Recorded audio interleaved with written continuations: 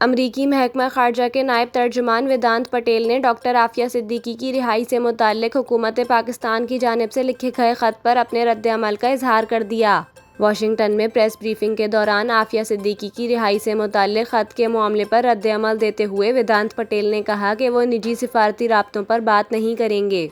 امریکی نائب ترجمان نے کہا کہ ڈاکٹر عافیہ صدیقی کے کیس اور قید سے متعلق کسی بھی انکوائری پر بات کرنے کے لیے محکمہ انصاف سے رجوع کیا جا سکتا ہے۔ انہوں نے عمر کوٹ میں پولیس کے ہاتھوں ڈاکٹر شاہ نواز کے ماورائے عدالت قتل سے متعلق ایک سوال پر کہا کہ پاکستان سمیت دنیا میں ہر جگہ توہین مذہب کے قوانین کی یکساں مخالفت کرتے ہیں۔ امریکی محکمہ خارجہ کے نائب ترجمان ویدانت پٹیل نے کہا کہ ایسے قوانین اظہار رائے کی آزادی، مذہب یا عقیدے کی آزادی سمیت انسانی حقوق، بنیادی آزادیوں کے استعمال کو خطرے میں ڈالتے ہیں۔